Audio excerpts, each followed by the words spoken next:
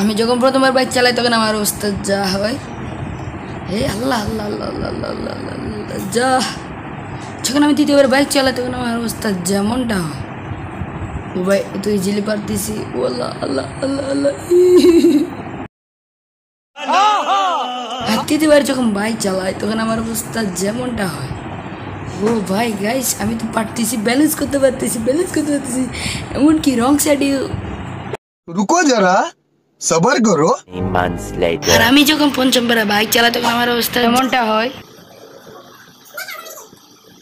no no no